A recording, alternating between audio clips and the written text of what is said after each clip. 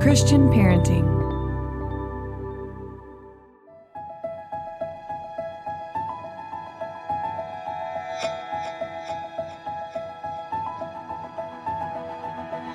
Welcome to the Living Wholehearted Podcast. We are Jeff and Terra Matson, a husband and wife team who is shrinking the integrity gap in our own lives and helping others do the same.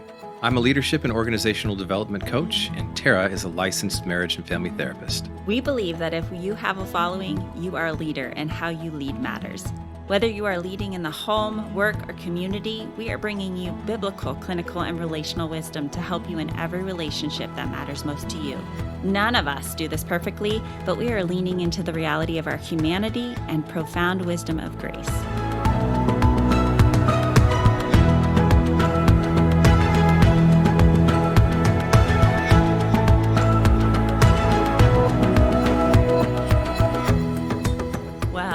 It is Valentine's week, and I'm excited because I have a special guest, my husband. Come on. I love it. Jeff Matson. I'm excited to get to talk about our love story. It's something that people ask all the time about. At least they ask me. I don't know, do men ask you about our love story? No. I don't think that's something men tend to talk about. Well, we're going to unpack just how we met. We've been together. This will be this year, our 20th anniversary. Mm-hmm. And we've been together almost 24 years, which is kind of crazy to think about. We had a long dating, courting process. So we're going to unpack all of that and the principles that we've learned along the way. Yeah. I love you. I love you.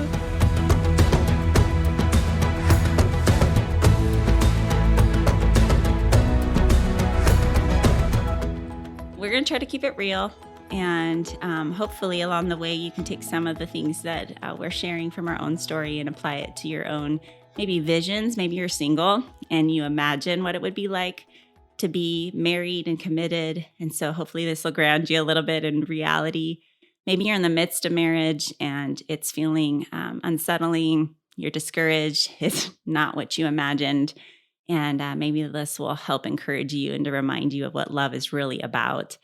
In this season of February, we tend to over-romanticize love. We just really want to keep it real and talk about the beautiful things of how love is in reality of choosing to the highest good for one another. Yeah, it's not perfect, and we are no exception there. It's hard, and yet anything worth anything takes effort and is challenging. And we've been at this now for over a couple decades, and it's so worth it. And thank goodness that we've had in different times of our lives examples that we can look to, and that modeling is so important. We will talk about that today and share from our story where those models came from and how they've anchored us in many ways. Well, let's start. Why don't you begin our story? How did we meet? Oh goodness! Well, I love how it happened. I'm sitting in a coffee shop on Queen Anne Hill in Seattle. I had just finished a workout. I'm in sweats and a fleece top, and I don't think my hair's combed at all. And I'm sipping on a latte and reading my Bible, actually. You were? Yeah, at Tully's Such Coffee a holy Shop. Man. Oh, gosh. And in walks these two women, and they catch my eye at the door. And Wait. They catch my eye, both women. Yes, both women were very attractive. and then both women proceed to sit down on the couch adjacent to where I'm sitting. And now at that point, I'm having a hard time concentrating on what I was reading. And a couple different times our eyes met, yours and mine. And then I'd look down, and after about, 20 minutes or so, you and your college roommate stood up and started to walk out. And just before you walked out the door, you turned around and looked at me and waved. And I waved, and I said, in my mind, goodbye, my love. You didn't say that out loud. I said in my mind, oh yeah, I still got it. And I thought I'd never see you again. I didn't know who you guys were. I didn't even think you were in college. And then later that Because we day, look so mature. right, you look so mature, you and your roommate. Later that day, I'm walking up the stairs on campus at our alma mater, Seattle Pacific, and walking back up to my dorm. And I feel this punch in my arm. And usually that would be either one of my buddies on the floor or whatever that's just saying hey or wanting to just be playful or whatever. So instead of looking around really quickly, I paused. Then I spun around real quick like I was going to pick him up. And guys do stuff like this, spontaneous wrestling matches in college. It was you. And it caught me so off guard. I literally said, right? I said, hey, you're the coffee girl. So smooth. And then I asked you, are you a student here? And you said, yeah. And I said, what year? And you said freshman. And I said in my mind, oh crap, because that means you're just getting started. I'm on my way out. And then for 2 months, quite literally, I had been in a season where I had made a commitment in my own heart and before God to not date anybody in this time and to just focus on my relationship with Him. And I was 8 months into a 12-month commitment in that regard. And for 2 months, everywhere I looked, I could be in the third floor of the library and all of a sudden look out the window and then there you are walking across Martin Square and I'd see you, and it was just happening all the time. And I was like, you gotta be kidding me. And finally, one morning I woke up and the Lord was like, in my heart, He was like, you knucklehead, I appreciate the commitment you're trying to make with me, but this is the woman I prepared for you before the dawn of creation. Now go get her. And as soon as I felt like that, as soon as I had that sense of peace, I drove straight from my apartment in my Volkswagen bus up to your dorm room. You weren't there, so I left a note on your whiteboard, and I asked you out, and the rest is history, baby. Okay, let me fill in some of the pieces there. Okay. So you were on a sabbatical from dating, and I'm a freshman. I did not want to be one of those freshmen who dated. And in Christian culture, in the colleges, there's this thing called ring by spring.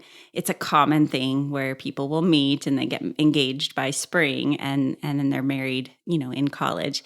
There's no judgment on that. But for me, I'm a pretty independent spirit, and I was ready to go in and enjoy college and didn't think about dating. I was not going to be there to find my mate.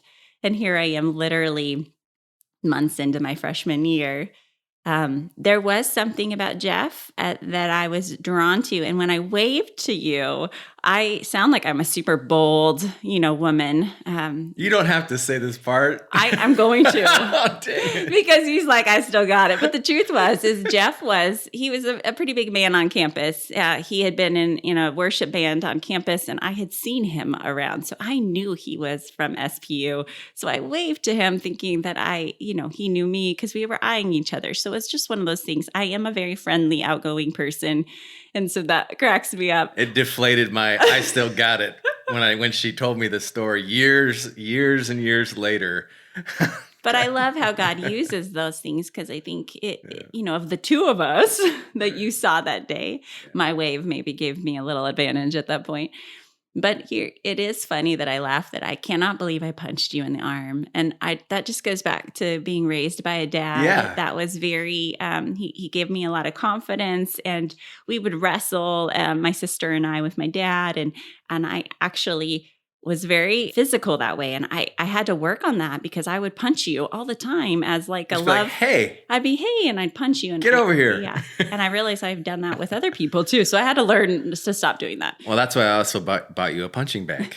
Later on in my angry moments, yes.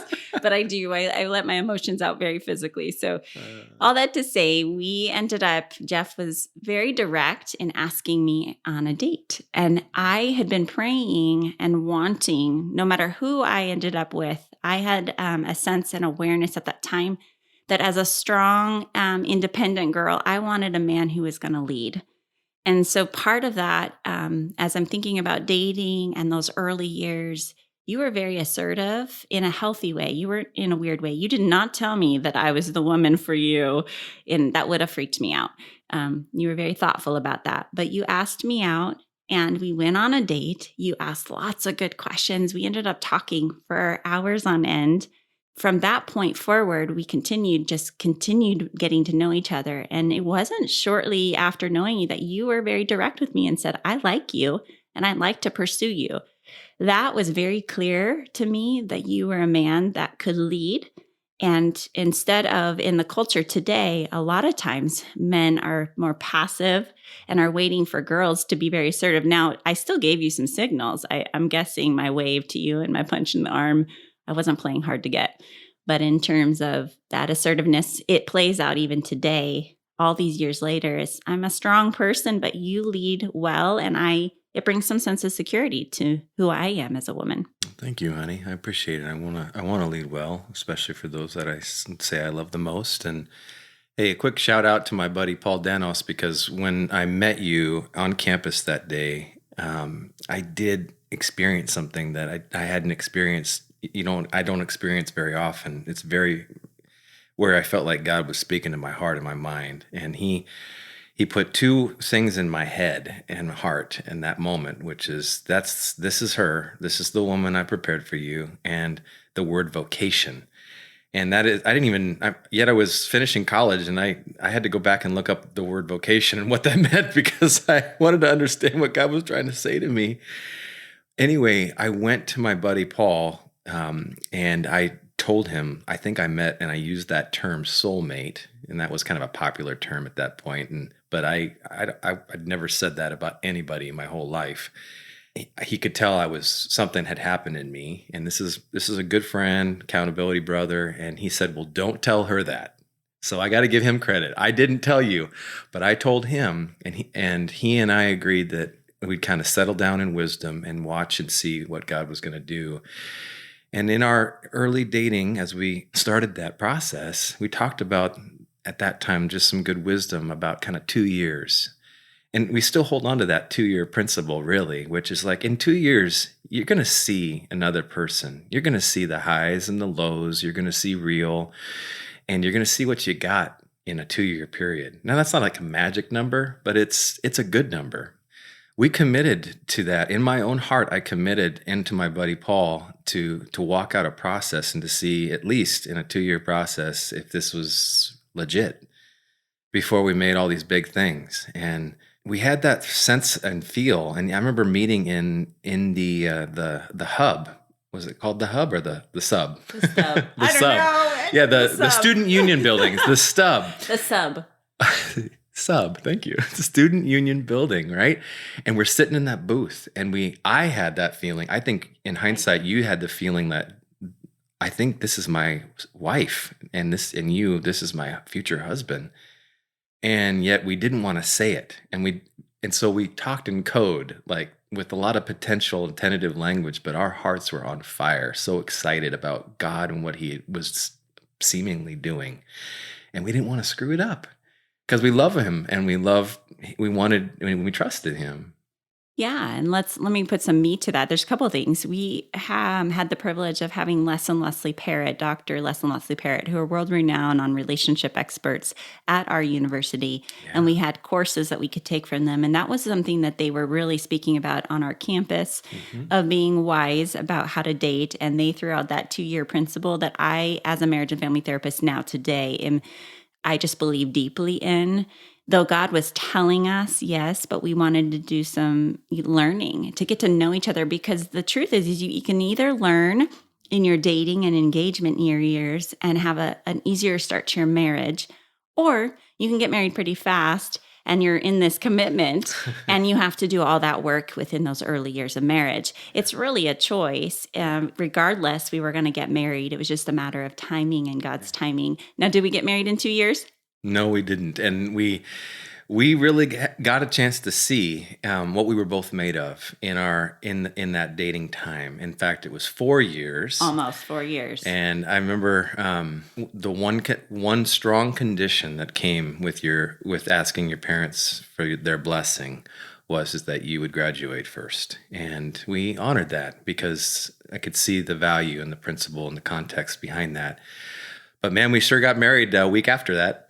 Literally 1 week after I graduated. Well, let me give some context. My dad and mom actually didn't graduate from college. They graduated from high school, married at 18, 19, had me soon after, which really changed the course. My parents were headed to college. My dad was going to be a forest ranger, was going to play baseball and football, and he got married and he had kids and had to provide for our family. So in his paradigm, it was really important for me to graduate college, even though you and I knew I would. I just was bound. I love learning, but it was really, it changed the course of us getting married faster. And I think in hindsight, it actually was a beautiful gift. Yeah. And, we wanted to honor that request and we did.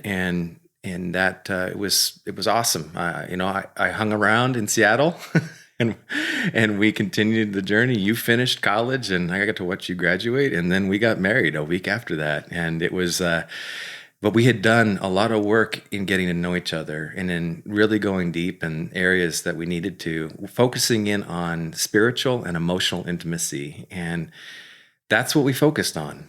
And talk about a little bit some of your hesitancy in marriage, just your own personal story there. I know for me, I didn't want to marry super young because my parents did that, and I saw some of the struggles. They're still married to this day. But for you, you were coming in with a different story. Yeah, my story was a story of fractured and broken relationship. My parents separated and divorced. Separated when I was a sophomore and divorced when I was a junior in high school. And that was a real surprise and just a bomb, like a bomb going off in my life. It took a long time to process that. And then there was a lot of other things, layers upon layers upon layers, that over the years would be uncovered about other troubles within my family system. And I honestly came at that time when I had met you, I had been sorting through a feeling, kind of a lie, really, that somehow because of what had happened, I was spoiled goods. And that was the lie that the enemy, Satan had been kind of implanting in my mind somehow, that who would want to marry me because of the junk that was in my family system and I was a part of. And I became so serious even back then in high school, trying to figure out relationships and reading books on healthy relationships and looking for models and going to classes and seminars on marriage. And I'm in high school, and I carried that into my experience in college and taking the Parrott's Relationship 101 class several times, and then we did that together, and but God was doing something that I couldn't see. He was redeeming my pain and preparing me first and foremost. Even though I was afraid, He would remove that fear and replace it with this beautiful redemptive thing, which was He would use that drive in me and remove the fear factor and continue to give me that drive, but now give me a reason and a motivation. And that was to have healthy relationship, not out of fear, but out of faith. And then to try to help others to have healthy relationship. And that's what He did. And that's what He's still doing. He's still doing and it's not that every relationship is all tied up. And, my family system, we still struggle in so many ways. And yet we're still about that. Yeah. And so much of what you and I are doing together, when we were sitting in the sub talking about that word vocation, we were, we're coming out of undergrad and we were Christian education majors. I did psych on the side, which ended up being where I'm at today. But together we felt a call to ministry. We were just so passionate. And I remember one of my best friends, Janae Bustad, who's got a different name now, but she, at the time, Janae goes, "Oh my gosh, Jeff is the male version of Terra." And I remember laughing so hard because we were very outgoing and loving and loved people and just passionate about God and we were up for adventure. And so today I still see that in our lives. Yeah. And yet fast forward to when we were first married, and there was this realization that we're actually more different than I realized, because I really thought we were two peas in a pod. Yeah. Let's talk about those kind of realizations, the things that we were like, okay, these are going to be our tensions. And even Yeah. to this day, there's still our tensions, but we're aware of them and we have to work on them. Yeah, like when I saw you ironing on the carpet. Let's not talk about that. And you burned a hole in the apartment carpet. I'm not a domestic diva. Let's just say that. I've had to learn a lot over the years. I thought, boy, we're different. Well, we're different because you would do it the way it's supposed to be done. Oh, okay. And I'm always innovating. All right. So why don't you start? What's one of those things that came to your mind that where it was like, okay, this is new. So the ironing on the carpet would be the example of you all had a place for everything. Oh, and those are those early marriage issues where I was like, oh my gosh, I married someone anal. I'm a little OCD about stuff. Well, I've learned it is a part of your gift, and what you bring to us is that there is a place for things, and you have systems in place, and that was partly family of origin. Your family did that, but as well as your wiring. Yeah. And so I remember the bobby pin issue. Oh my gosh, my bobby pins were everywhere. And Jeff's like, they have a home, put them right back here. And we would have an argument over and over about stupid bobby pins. I thought they were from the devil. Yeah. But in hindsight, it was really about feeling disrespected. And I honestly was like, oh my gosh, who is this guy? Because we had never lived together. Yeah. Now let me speak to that, because living together actually is an issue that a lot of people think solves your problems. Right. But here, we just want to throw in a real wrench to that, is that the research shows that if you live together, what it does is it minimizes the value of commitment and what marriage really means. And there was so much that we learned. And like a live together before you get married. Yeah. That's a good clarifier. Yeah. Thank you. You should live together when you're married. That's a whole other problem. That's But the idea that we didn't live together, we dated a long time. Yeah. And can I say we actually didn't have intimacy? We waited until we were married. That's actually something that's very rare and new. And we had some intimacy. We did some smooching, but we didn't have the word sex. Oh, thanks for clarifying. But can you talk about why? Like when we think about our dating and why we did that, I mean, some people it's because you're supposed to, especially in Christian culture. But Jeff and I, again, we're kind of made with this sense of wanting to do things with purpose and understanding the context. I wanted to have sex with you. Real bad.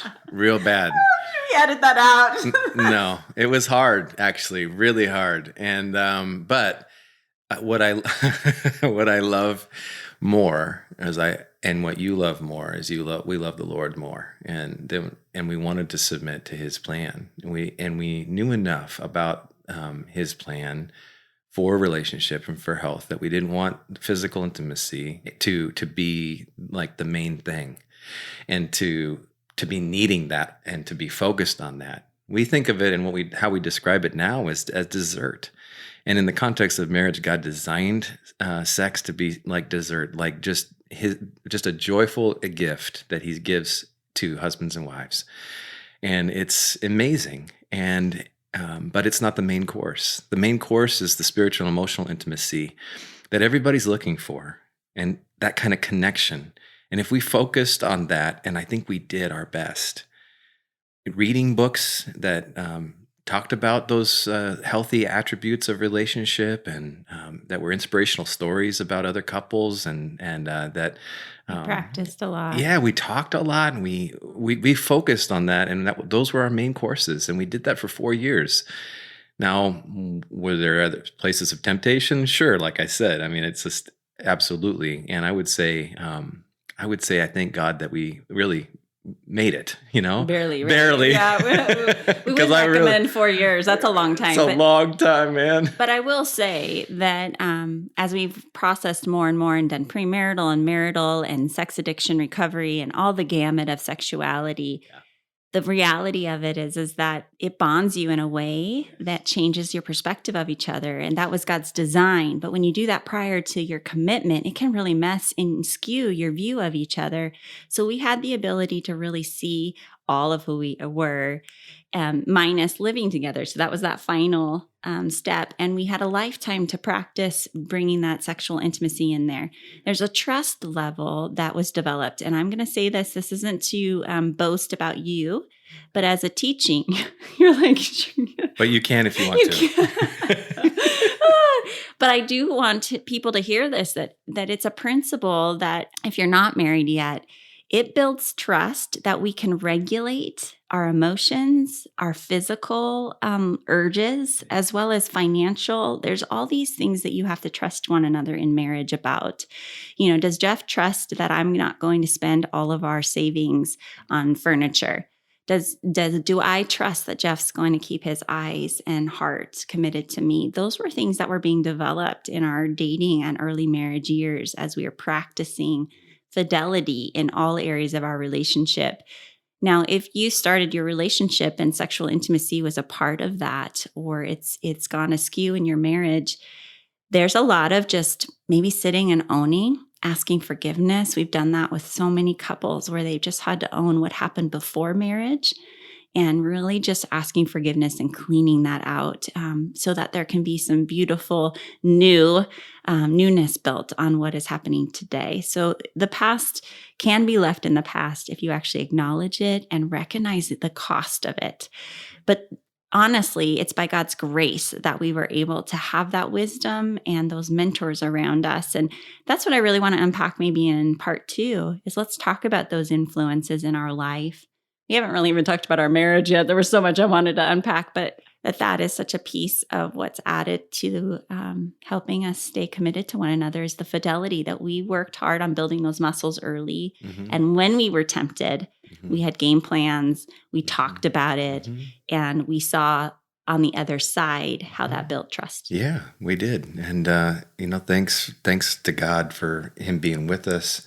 And thanks to the people in our lives that cared and loved us enough that we could go to and lean into in those times. And we're still doing that today. And I don't think that's ever going to change. That's the best that we can do as we walk this journey of marriage and of family and of ministry and of business together. So I'm glad to be doing this with you, hon. Me too. And again, just really looking back, I'm grateful for what God's plans for us. You know, his plans are far greater. And sometimes along the way in our marriage, I'll admit that sometimes I'm like, did I misread? What did I do wrong? And those are in those dark places when we're questioning. And I always go back to those early days, just going, wow, your plans, you put Jeff and I together on purpose, and I can trust that, even if my emotions are playing with me today. Yeah, so hopefully you're getting a chance to hear from us that we're trying to keep it real. This is our love story. It's Valentine's week, and we're thinking about things. Many people are thinking, the world's thinking about this stuff, and there's some real happiness about that. There's also a lot of hurt in relationships. And so we want to just acknowledge the difficulty that can be in this season of Valentine's, but also the joy and a call to remembrance if you are in relationship and you're in the hard, right? Some are celebrating and are in a season of joy, and that's good. And to soak that up as much as possible. But we're keeping it real, and we'll look forward to continuing this in part 2.